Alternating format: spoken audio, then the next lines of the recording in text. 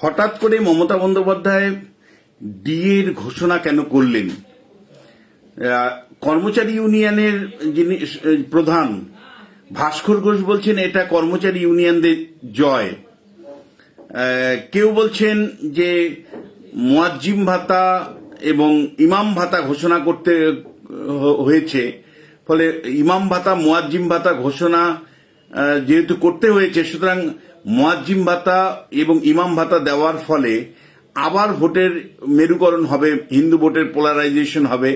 ফলে এইরকম অবস্থায় দৃষ্টি ঘোরানোর জন্যই হয়তো মেনে নিতে হলো কর্মচারী ইউনিয়নদের যে বকেয়া ডিএ রোপা অ্যাক্ট অনুসারে 2009 সাল থেকে যে ডিএ বাকি রয়েছে সেই বকেয়া মেনে নিতে বাধ্য হলো। দেখুন, এটা কর্মচারী ইউনিয়ন ডেফিনেটলি বিরাট গুরুত্বপূর্ণ ভূমিকা নিয়েছে, তাদের জয় হিসাবে তারা নিশ্চয়ই দেখতে পারেন। কিন্তু আমি একজন রাজনীতি চর্চাকারী হিসাবে মনে করি মমতা বন্দ্যোপাধ্যায় হঠাৎ করে ডিএ মেনে নেওয়ার পেছনে 3-4টে বড় লজিক আছে। একটা হলো যে নির্বাচন ঘোষণা হয়ে যাওয়ার পরে যদি সুপ্রিম কোর্ট, ইতিমধ্যেই কন্টেম্পট অফ কোর্ট হয়েছে আপনারা জানেন, কর্মচারী ইউনিয়ন রাজ্য সরকার ডিএ রায় পরেও ডিএ না দেওয়ার জন্য যে ধনুর্পণ করেছিল, মমতা বন্দ্যোপাধ্যায় কমিটি দেখাচ্ছিলেন, এটা সরাসরি কন্টেম্পট অফ কোর্ট। সর্বোচ্চ আদালতের রায়ের পরে কোন যুক্তিতে, কোন আইনের বলে মমতা বন্দ্যোপাধ্যায় নতুন করে আবার একটা কমিটি তৈরি করার কথা বললেন? কমিটি তৈরি করাটাই ছিল একেবারে অ্যাবাভ দ্য কোর্ট, মানে সুপ্রিম কোর্টের বাইরে গিয়ে সিদ্ধান্ত। মমতা বন্দ্যোপাধ্যায় মানে একটা পর্যায়ে মনে হচ্ছিল যে কন্টেম্পট অফ কোর্ট হয়তো আজকাল যে কোনো সময় একটা রায় চলে আসতে পারে। ফলে নির্বাচন ঘোষণা হয়ে যাচ্ছে আজকে, তারপরে সুপ্রিম কোর্ট থেকে যদি তীব্র ভর্ৎসনা হয়, কন্টেম্পট অফ কোর্ট হয়, সেটা নির্বাচনে বিরূপ প্রতিক্রিয়া তৈরি করবে। কর্মচারী ইউনিয়নের মাধ্যমেই যেহেতু ভোট হয়, অর্থাৎ রাজ্য সরকারের কর্মচারীরাই যেহেতু ভোট পরিচালনা করবেন, ইতিমধ্যেই ভাস্কর ঘোষরা বলে দিয়েছিলেন যে এই সরকার যেহেতু ডিএ দেবে না, ফলে এই সরকারকে কিভাবে ছুঁড়ে ফেলে দিতে হয় আমরা দেখিয়ে দেব। ফলে একদিকে যদি প্রচার চলাকালীন কন্টেম্পট অফ কোর্ট হতো ডিএর মামলায়, তাহলে মমতা বন্দ্যোপাধ্যায় বা তৃণমূল সরকারের মুখ পুড়ত, এবং শুধু তাই নয়, যে কোনো ধরনের বেগতি তৈরি হতে পারত। ফলে আগাম অনুভব করতে পেরেছে যে ইতিমধ্যেই সুপ্রিম কোর্টের ডিএ মামলায় রাজ্য সরকারের অবস্থান সংবিধান বিরোধী। সংবিধানের সর্বোচ্চ আদালত রায় দেওয়ার পরেও কি করে রাজ্য সরকার একটি কমিটি তৈরি করে, এটা ইতিমধ্যেই উঠে এসেছে, আপনারা জানেন। ফলে রাজ্য সরকার অনুভব করছিল যে নির্বাচনী প্রচারে কন্টেম্পট অফ কোর্ট হওয়ার সম্ভাবনা প্রবল, এবং সুপ্রিম কোর্টে কন্টেম্পট অফ কোর্ট হয়ে গেলে জনমানুষের মধ্যে প্রতিক্রিয়া অবশ্যই আসতো, নেগেটিভ প্রতিক্রিয়া।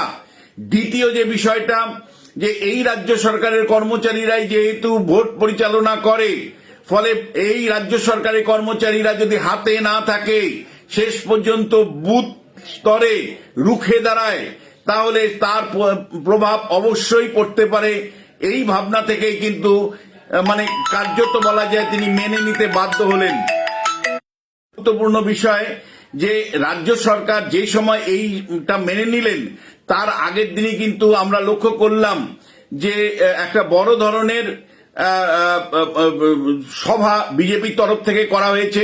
মমতা বন্দ্যোপাধ্যায় একটু প্যানিক আছে আপনারা জানেন, ফলে প্যানিকের জায়গা থেকেই আসল বাস্তব কি সেটা থেকেও হলো, যেহেতু লক্ষ লক্ষ লোক এসেছিল, একটা প্যানিক সভার জায়গা থেকে কিন্তু তিনি এই অবস্থা, মানে প্যানিক তৈরি হয়েছে, প্যানিকের জায়গা থেকে কিন্তু সরকারি কর্মচারীদের সঙ্গে রাখবার জন্য কিন্তু ডিএ ঘোষণা করে দিলেন। থার্ড যে বিষয়টা বলবো, যে যেহেতু মুয়াজ্জিম ভাতা, যেহেতু ইমাম ভাতা দিচ্ছেন, ফলে ইমাম মুয়াজ্জিম ভাতা যে কোনো মূল্যে মানে দিতেই হবে তাকে সংখ্যালঘু ভোট পাওয়ার জন্য। এই অবস্থায় ইমাম ভাতা, মুয়াজ্জিম ভাতা দেওয়ার পরে যদি রাজ্য সরকারের ডিএ না দেন, তাহলে সেটা আরো বিরূপ প্রতিক্রিয়া তৈরি হবে। এই সমস্ত কিছুগুলোই কিন্তু মাথায় রেখে নির্বাচনী চাল হিসাবে কিন্তু তিনি এই ডিএ ঘোষণা করলেন।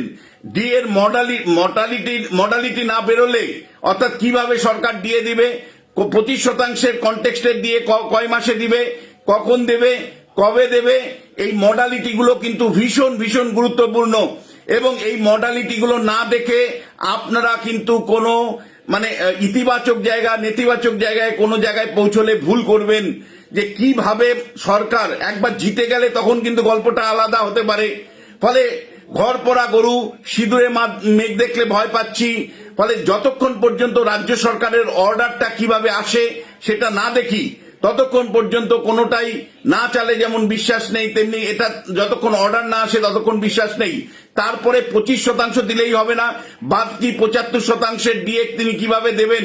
এবং ডিএটা যে কেবলমাত্র ভিক্ষা নয়, এটা যে সাংবিধানিক অধিকার, সেই অধিকারটাই কিন্তু বারবার হাইকোর্ট সুপ্রিম কোর্ট মনে করিয়ে দিয়েছে রাজ্য সরকারকে।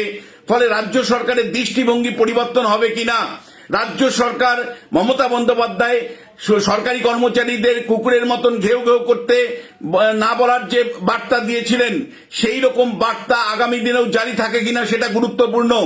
এবং একই সাথে বলবো যে কন্টেম্পট অফ কোর্ট হওয়ার সম্ভাবনা ছিল, এবং নির্বাচনী প্রচার লগ্নে যদি কন্টেম্পট অফ কোর্ট হতো মানে ডিএ না দেওয়ার জন্য, তাহলে কিন্তু বড় বিপর্যয় মমতা বন্দ্যোপাধ্যায়ের জন্য অপেক্ষা করছিল। ফলে ভয়ে, কার্যত ভয়ে ডিএর অন্তত দেবেন এই কথাটা অন্তত ঘোষণা করলেন। যতক্ষণ পর্যন্ত সরকারি আদেশ সঠিকভাবে না আসবে, দৃষ্টিভঙ্গি যতক্ষণ পর্যন্ত রাজ্য সরকারের পরিবর্তন না হবে, ততক্ষণ পর্যন্ত এটা রাজ্য সরকারি কর্মচারীদের 100% জয় হয়েছে সেই জায়গা কিন্তু বলা যাবে না। রাজ্য সরকারের কর্মচারীদের জয় তখনই হবে যখন সরকারের দৃষ্টিভঙ্গির মধ্যে পরিবর্তন আসবে। এই কয়েকটি কথা আপনাদের সাথে বলার ছিল। অসংখ্য অসংখ্য